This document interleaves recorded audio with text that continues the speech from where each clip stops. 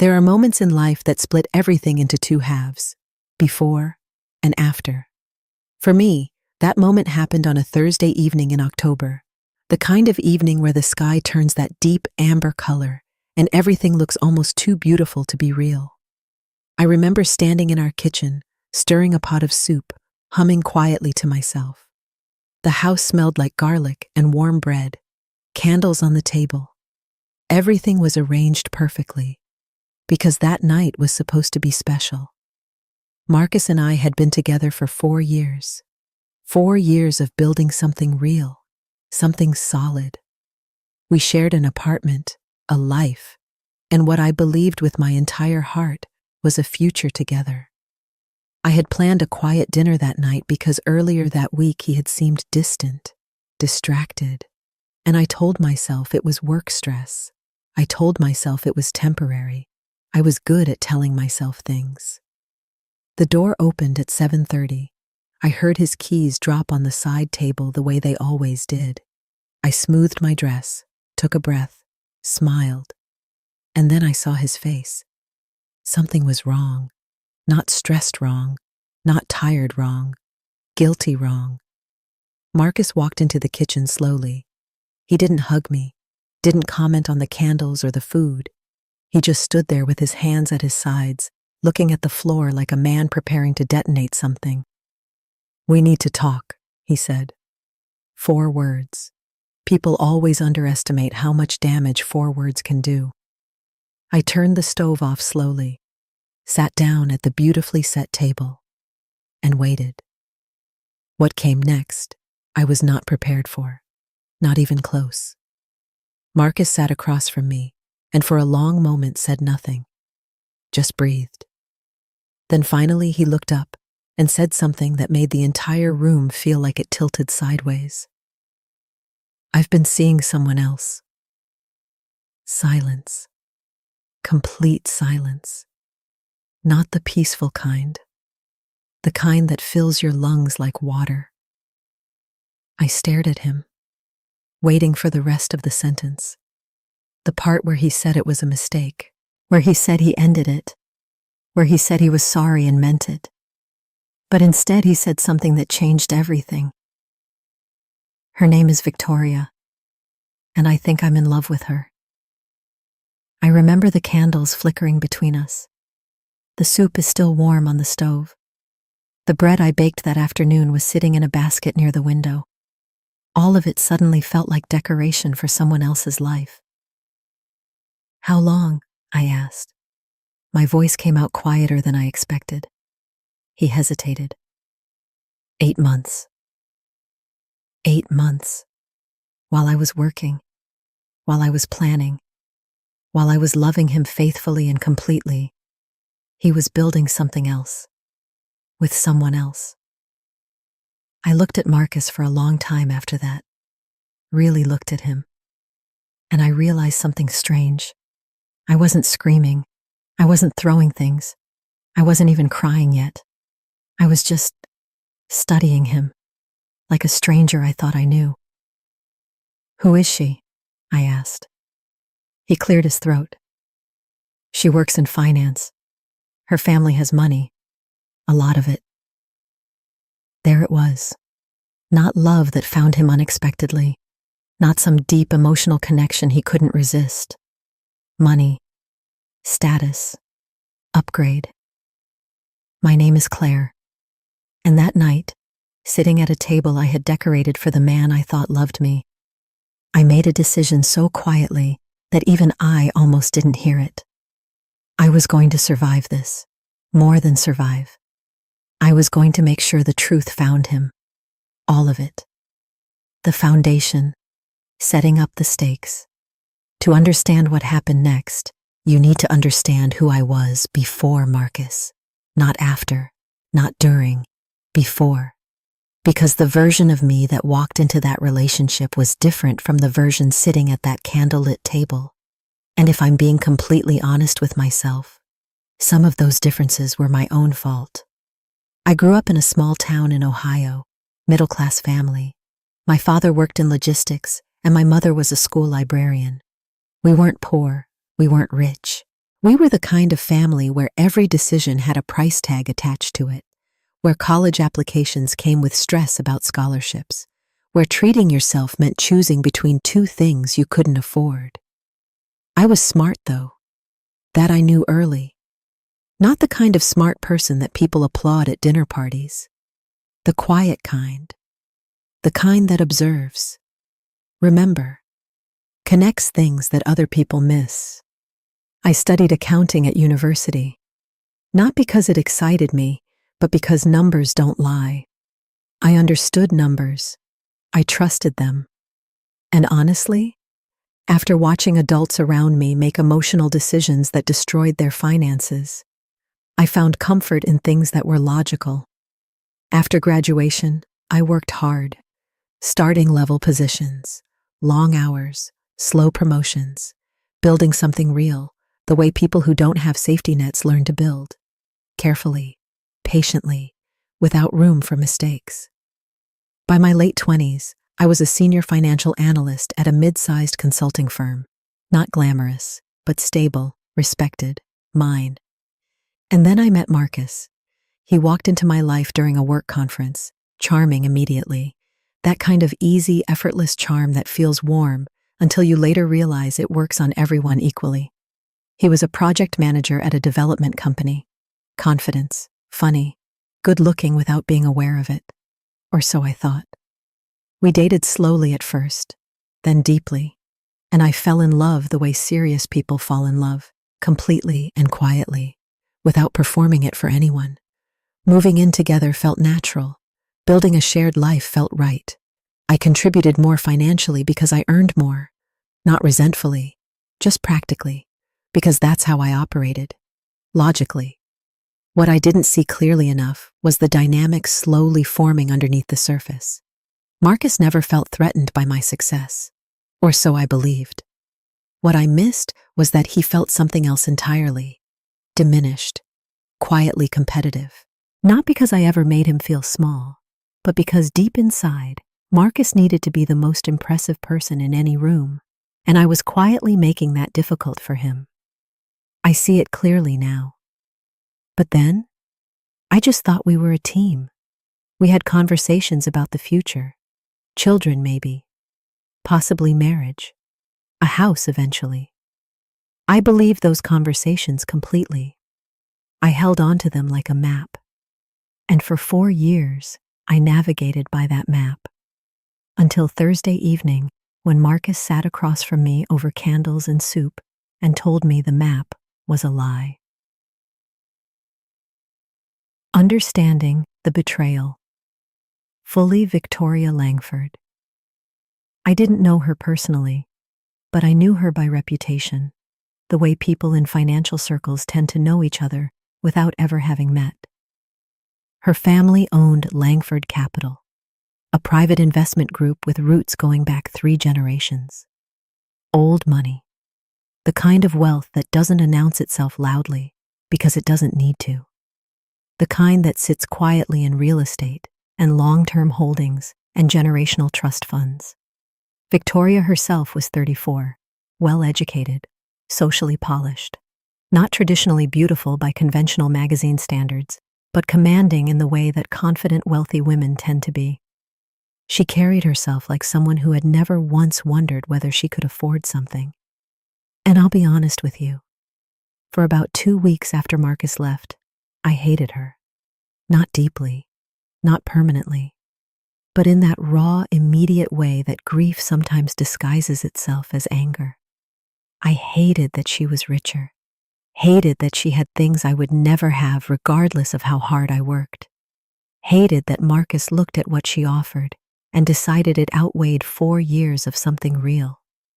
But eventually, the hate faded, because I started understanding something important. Victoria wasn't the real problem. The real problem was what Marcus revealed about himself by choosing her. He didn't leave me for love. He left me for elevation. He left because Victoria represented a version of life he had always wanted but never built himself. And rather than build it honestly, he found a shortcut with a wealthy woman who thought his charm was something more than performance. He wasn't running toward something genuine. He was running toward a mirror that made him look more impressive. And that realization didn't exactly make me feel better, but it made me feel something more useful than sadness. It made me feel clear. About 2 weeks after Marcus moved out, I received a message from a mutual friend named Dana. Dana and I had stayed close through the relationship. She knew Marcus well enough to see his patterns, and she sent me a message that I read 4 times before responding.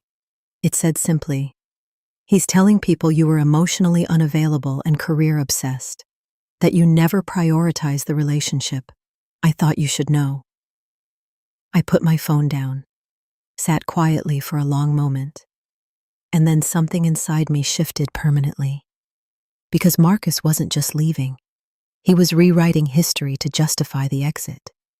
He was crafting a version of events where he was the neglected partner who finally found someone who truly understood him. Meanwhile, I had spent 4 years loving him faithfully, working hard, trying to build something real. And now I was being erased from my own story. That was the moment I stopped grieving and started paying attention. The hidden truth begins to surface. Here's the part of the story that changes everything.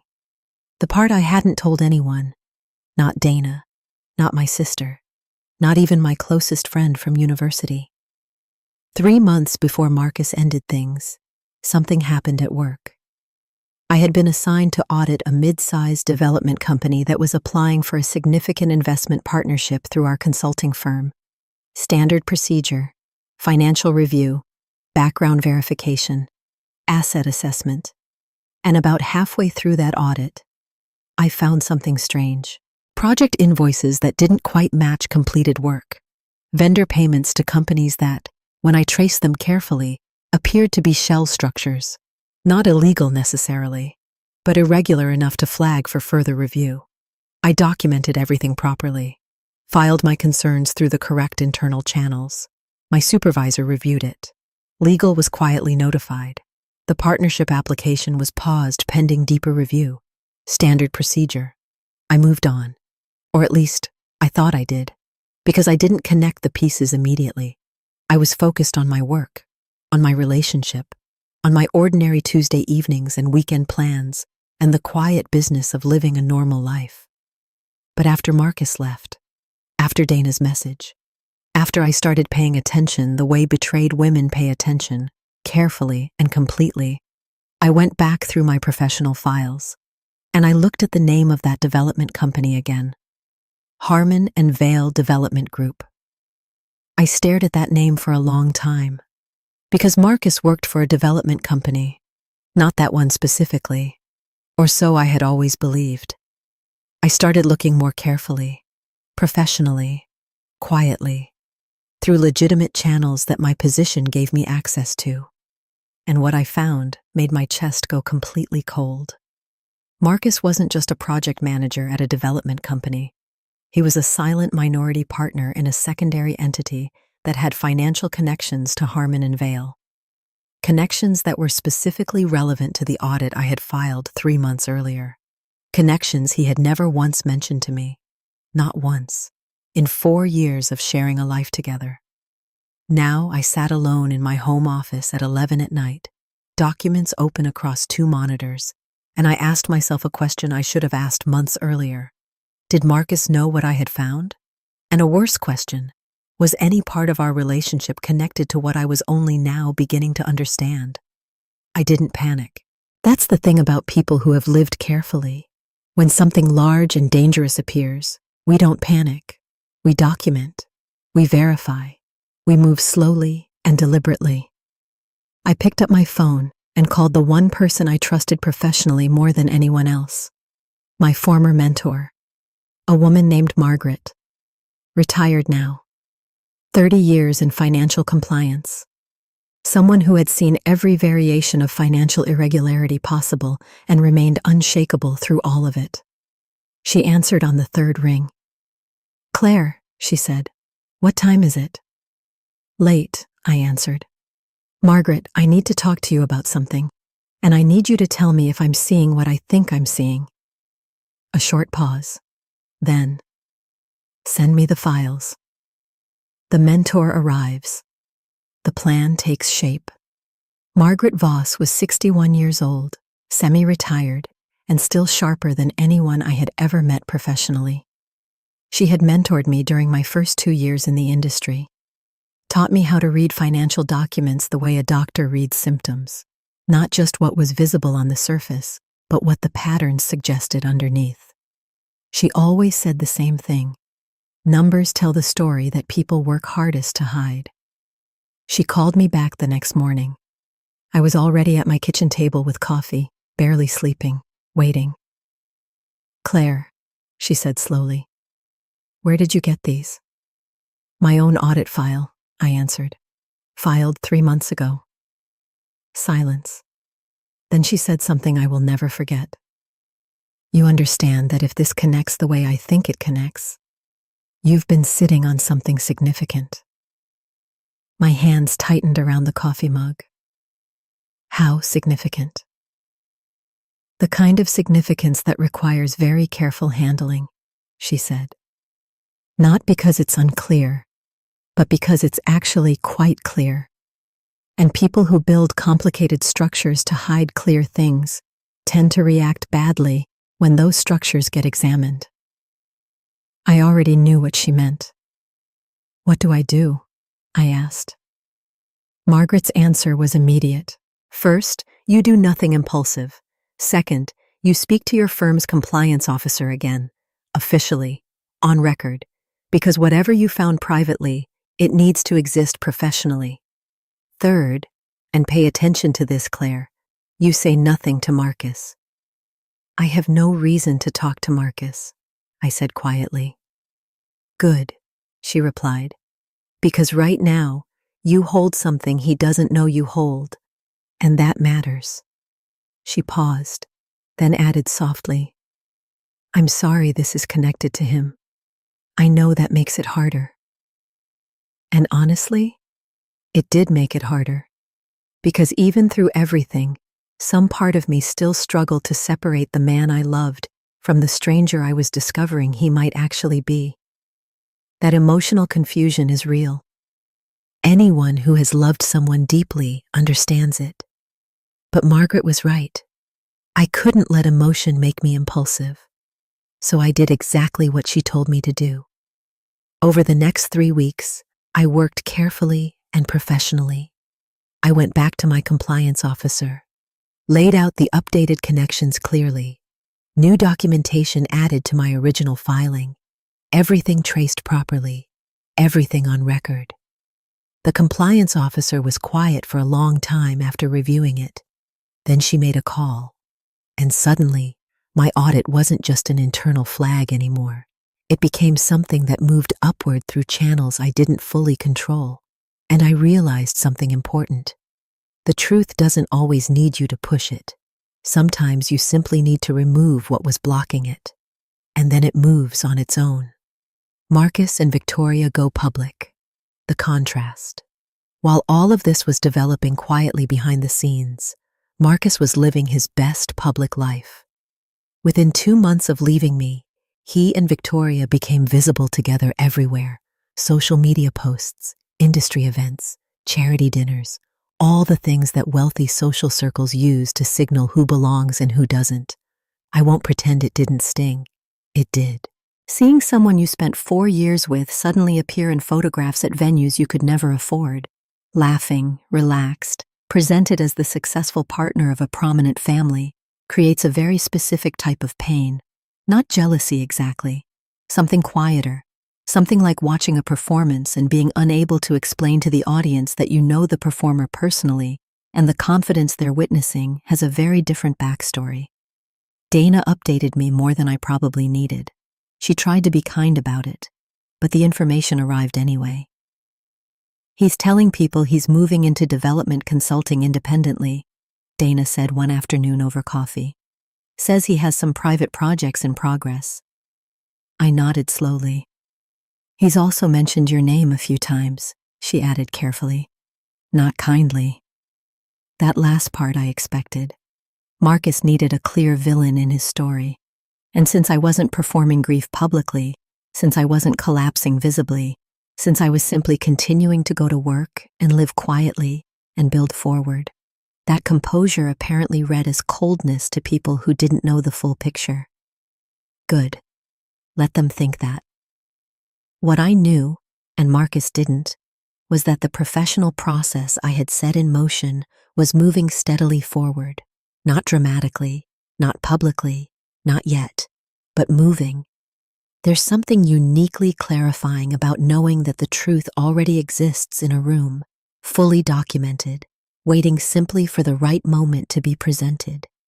It removes the need to perform, the need to convince anyone, the need to fight. You simply wait. And I waited. Meanwhile, Victoria's family had apparently invited Marcus to a formal family dinner, something Dana described as a low-key introduction to extended family, the kind of evening that signals a relationship progressing towards something serious. I heard about it and felt nothing, not anger, not sadness, not even satisfaction yet, just the quiet certainty of someone who knows how the story ends before everyone else does. Marcus was standing in the middle of a situation he had no idea was already being examined. He was presenting himself to a wealthy financial family as an independent development professional with private projects in progress. And the professional world was quietly determining whether that presentation matched reality. The investigation reaches Marcus, the first crack. It was a Tuesday afternoon when everything began to surface. I was at my desk reviewing a separate project when my compliance officer appeared at my office door. She closed it quietly behind her and sat down. That's how you know something serious has happened, when people close doors carefully and sit down before speaking. The regulatory review team has formally expanded the Harmon and Vale examination, she said. Your updated filing connected several additional entities. One of them has triggered a formal inquiry. I kept my face professionally neutral. Which entity? She slid a document across my desk and pointed to a name near the bottom of the page. I looked at it for exactly 3 seconds. Then I looked back at her. The entity was a consultancy registered 18 months ago. The registered contact name listed as a secondary partner was Marcus Allen Reeves. My compliance officer watched my expression carefully. I understand this is personally complicated. It's professionally clear, I replied. That's what matters. She nodded. The inquiry is separate from our firm now. It's been referred to the appropriate regulatory body. Your documentation has been submitted as foundational material. You may be asked to provide a formal statement. I understand, I said. After she left, I sat alone in my office for a while. Not celebrating, not relieved, just quiet.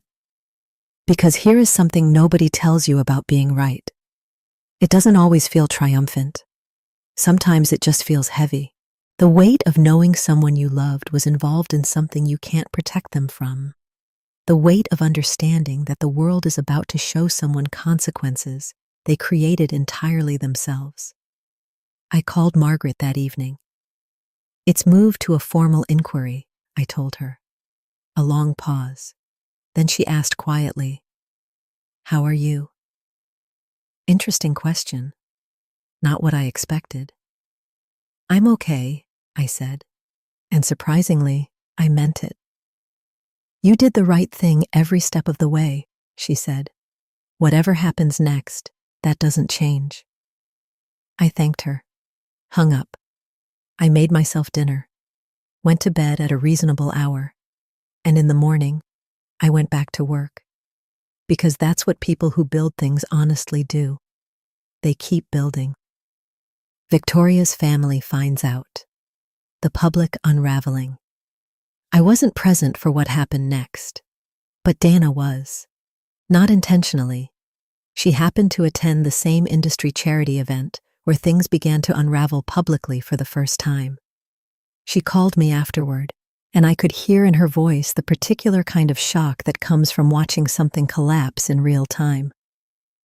"Claire," she said, "you need to hear what happened tonight." Apparently, Victoria's father, Edmund Langford, had attended the same event. Edmund was a serious man by all accounts, old-school financial discipline, not the type to make scenes publicly, the type whose quiet disapproval carries more weight than other people's shouting. Marcus was there with Victoria, confident as always, polished, working the room. And partway through the evening, someone from the regulatory world, a senior compliance contact who knew Edmund professionally, had a private conversation with him near the bar. Dana didn't hear the specifics. Nobody did. The conversation was quiet and brief, but she watched Edmund Langford's expression change, not dramatically, not obviously, but enough that Victoria noticed, enough that she pulled her father aside afterward with a look of concern that she couldn't quite hide behind her social composure. And Marcus? Dana said he spent the rest of the evening watching Edmund from across the room with the expression of a man who suddenly realizes the weather has changed and he left his coat somewhere he can't reach. He looked scared, Dana said simply. I've never seen Marcus look scared before. I listened quietly. Then Dana said, Claire, whatever is happening professionally, I think it just became personal for him tonight. After I hung up, I thought about that for a long time.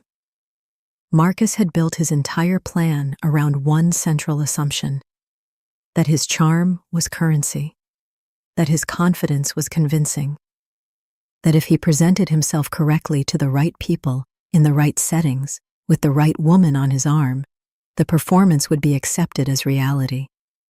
He never considered that the people he was performing for might have better access to information than he expected.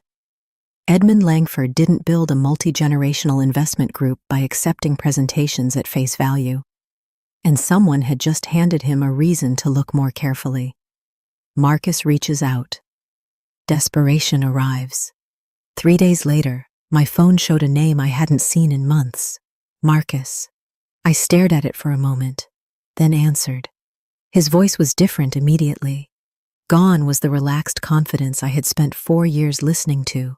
In its place was something tighter. Be more careful. Controlled in the way people control themselves when they're actually frightened. Claire, he said, I need to talk to you. We're talking, I replied calmly. A pause. Can we meet? In person, please. The please surprised me. Marcus didn't use please often, not sincerely. What is this about, Marcus? Another pause. Longer. I think you know what it's about, he said finally. And honestly, I almost felt sorry for him in that moment. Almost. Because underneath everything, the betrayal, the financial irregularities, the rewritten history, the public performance, there was still a man I had once loved sitting on the other end of a phone call, finally realizing that consequences are real. But almost sorry and actually sorry are very different things. I don't think meeting is appropriate, I said, especially given that there are active professional matters I've been formally involved in. Silence. Then his voice dropped very low. Did you know? When we were together, did you know about any of this? That question almost made me laugh. Not from cruelty, from the pure irony of it. Marcus was asking me if I had been hiding something from him. No, I answered honestly. I found things after you left, when I went back through my own work. More silence. Claire, he started. Marcus, I interrupted gently. Whatever is happening right now is the result of choices you made, not choices I made. I filed what I was professionally required to file. Everything I did was correct and documented. He didn't respond. I hope you have good legal support, I added quietly. And I meant that honestly too, not sarcastically. Because watching someone spiral without any structural support is genuinely hard, regardless of what they did.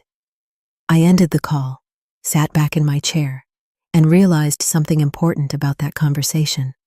Marcus had called me hoping to find leverage, hoping to discover that I had somehow acted improperly, hoping there was something he could use to reframe the situation in his favor. Instead, he found something he clearly wasn't prepared for. A woman who had simply done her job correctly. No drama, no revenge plot, no personal crusade. Just a woman who, when given the choice between protecting someone who betrayed her and upholding her professional integrity, chose integrity. And that choice was turning out to be the most powerful thing I ever did. The other woman faces reality. 2 weeks after Marcus's call, I received a message from a number I didn't recognize. It was short and politely formal. "My name is Victoria Langford. I would appreciate a brief conversation if you're willing. I understand if you're not." I read it twice. Then I thought carefully. Then I replied, "One coffee, somewhere quiet." We met at a small cafe outside the main business district. Neutral ground. I arrived first and watched her walk in. She was exactly as I imagined, poised, reserved, but with something underneath the composure that looked very much like a woman trying to understand something that doesn't make sense yet. She sat down across from me, and for a moment neither of us spoke. Then she said simply, "I owe you an apology." I waited. "He told me you and he had been emotionally finished for years before he met me," she said. "That you were practically separated. That the relationship was a formality neither of you knew how to end." I nodded slowly. That sounded exactly like Marcus. "None of that was true, was it?" she said. Not a question, a realization. "No," I confirmed quietly. "We had problems. All couples do. But we were not finished. He was not unhappy enough to have an honest conversation with me. He was just interested in something else." Victoria looked out the cafe window for a long moment. "My father found discrepancies," she said quietly, "in things Marcus told him professionally. He had claimed involvement in projects that our family's research couldn't fully verify. Partnerships that seemed real on the surface but didn't hold up under closer examination." I said nothing. She looked back at me. "You found those things too, professionally." "I can't discuss the specifics," I said carefully. "Active professional matter." She nodded slowly. "I understand."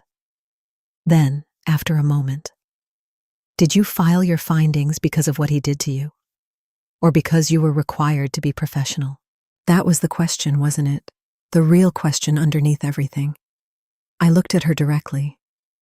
"I filed an initial report 3 months before Marcus ended our relationship," I said. "Before I had any personal reason to.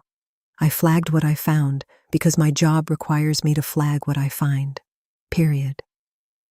Victoria absorbed that. Then quietly she asked, "Was he ever the person I thought he was?" I took a moment before answering, because that question deserves honesty, not comfort. "I think he wanted to be," I said finally. "I think Marcus is genuinely capable of warmth and charm and some level of real feeling. But underneath that, he has always needed to be seen as more impressive than he actually is.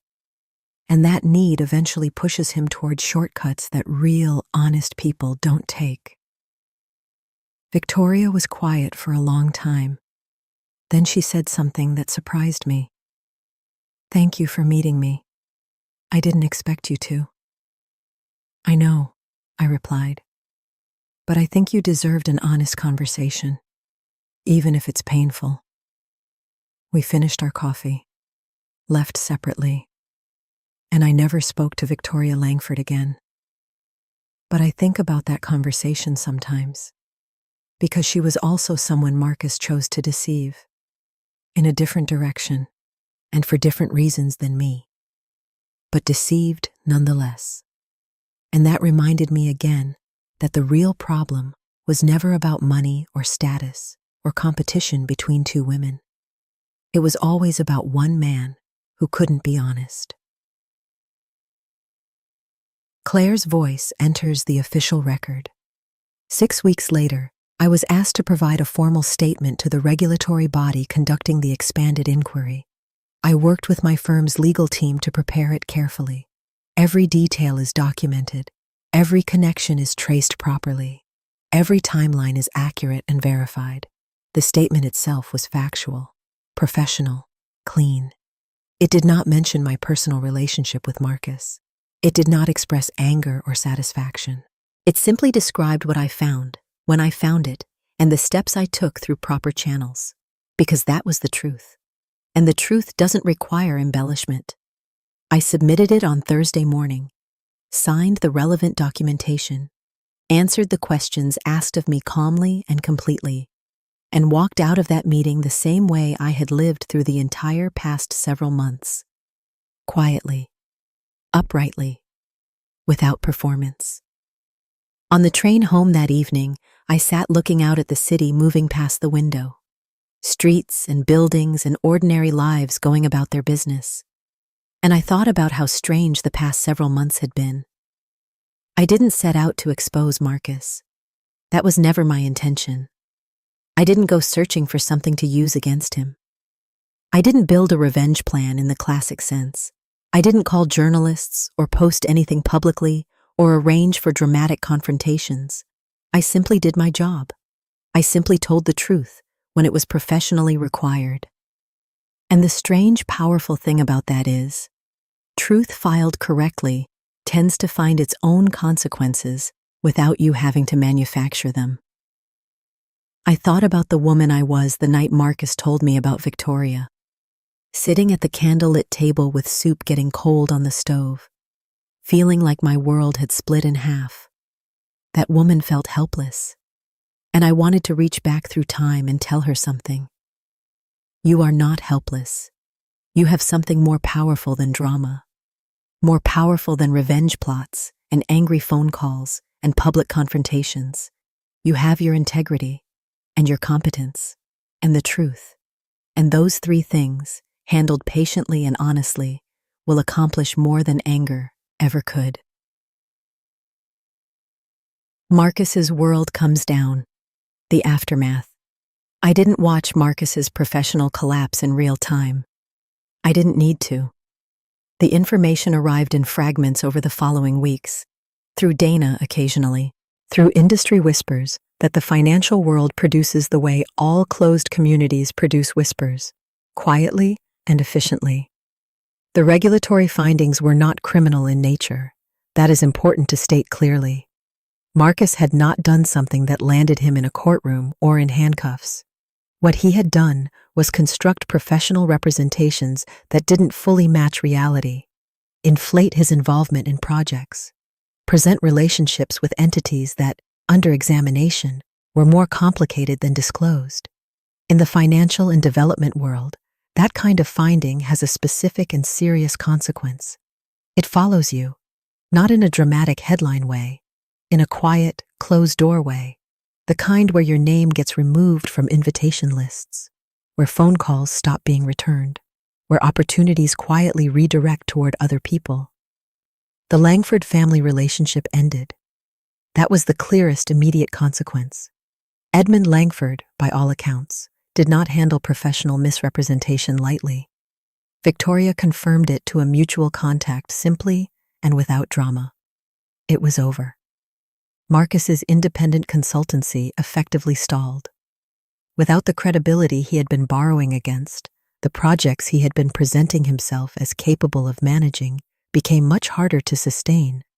I heard he moved to a smaller apartment, that he was working for someone else again, rather than independently, that the confident social media presence that had once documented luxury events and industry gatherings became noticeably quieter. I didn't feel triumphant hearing those things. I felt something more complicated, a kind of tired sadness that I think anyone honest will recognize.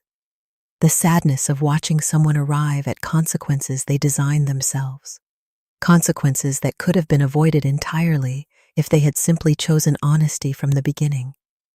Marcus could have been honest with me, could have said he was unhappy, could have ended things cleanly and built something real with someone else. He could have been transparent professionally, could have built his business identity on what he actually was, instead of what he wished he appeared to be. He chose shortcuts instead, and shortcuts have a way of eventually running out of road. The emotional truth.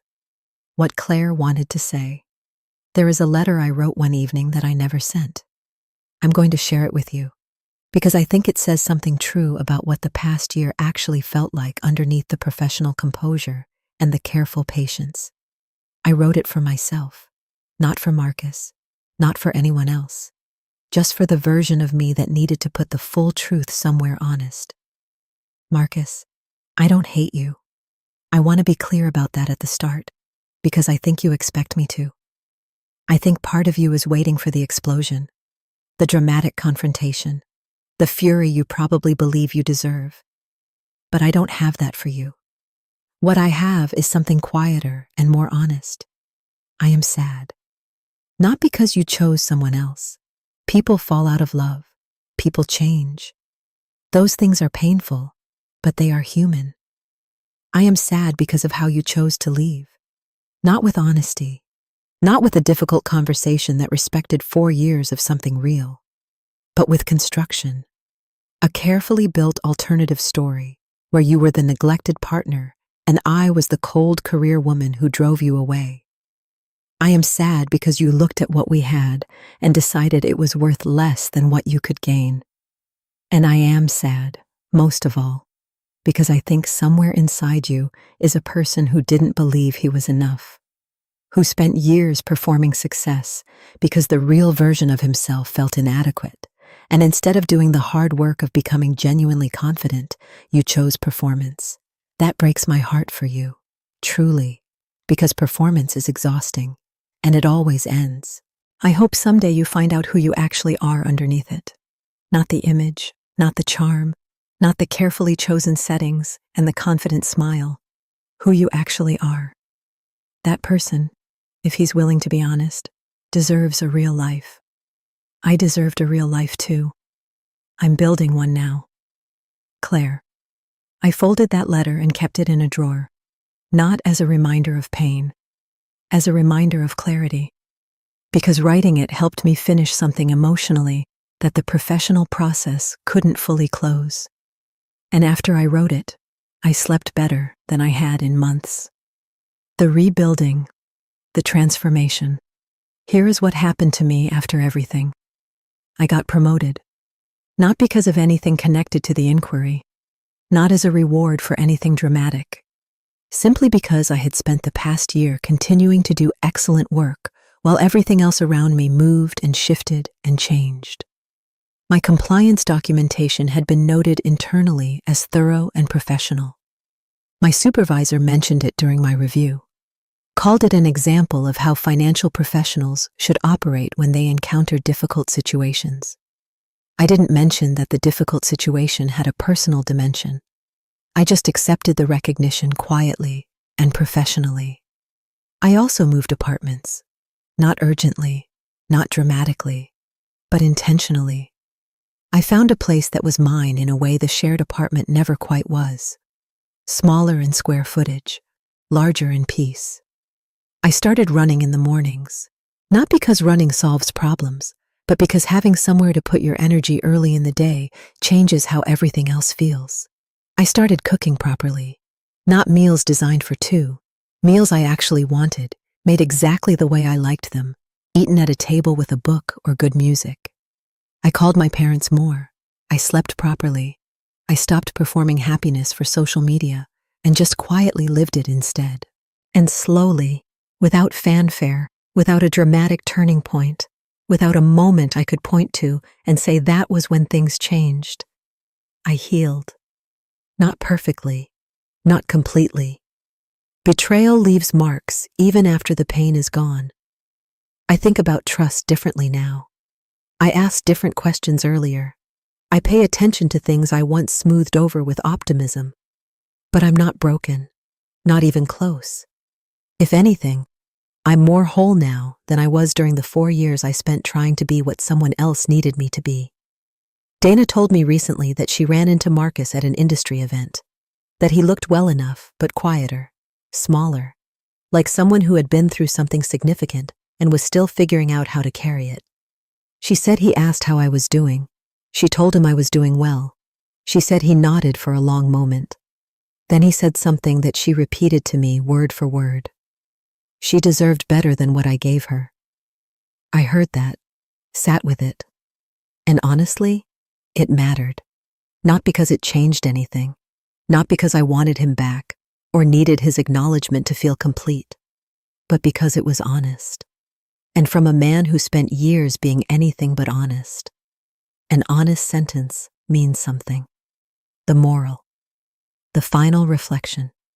People are going to hear this story and call it revenge. And I understand why. But I want to be very precise about what actually happened. Because I think the distinction matters.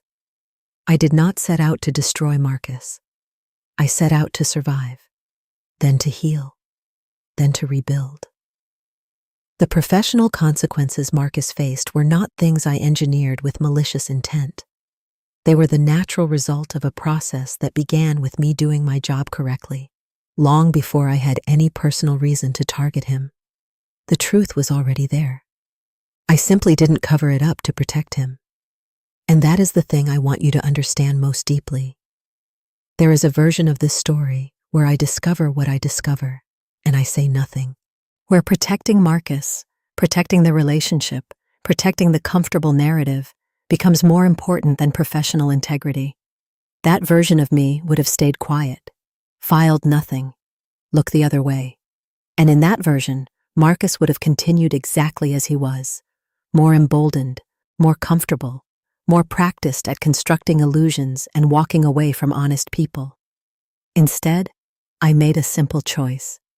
I chose to trust the process, to trust that honesty, even costly honesty, even professionally complicated honesty, was the right path. And what I learned from the following year is something I genuinely believe. You do not have to manufacture consequences for dishonest people. You simply have to stop protecting them from the consequences they manufacture themselves. That's it. That's the whole lesson. Because people who operate through deception are always building fragile structures, always one examination away from exposure, always dependent on the cooperation of the people around them to maintain the illusion. Once you stop cooperating, the structure handles itself. Marcus broke my heart. He absolutely did. He chose money and elevation over 4 years of something real. He rewrote our history to protect his image. He used charm as currency and honesty as something negotiable. And then he walked into a world that eventually looked more carefully than he expected. I didn't shake him. His own foundation did that. The last thing I want to say is this.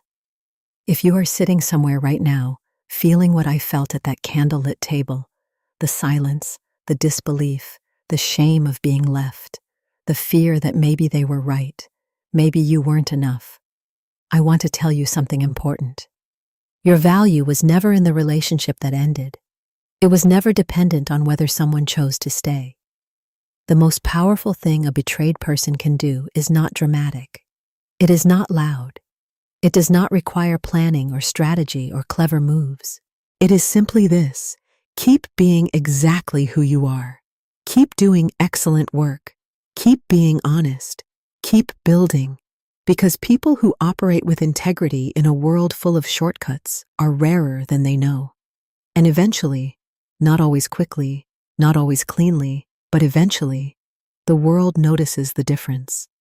Marcus chose a richer woman and a shorter path. What he didn't calculate was that I was already building something he couldn't reach. Not wealth, not status, peace, real, solid, unperformable peace. And that, nobody can take from you. Not by leaving, not by lying, not by choosing someone else, because it's yours, built honestly, and it lasts.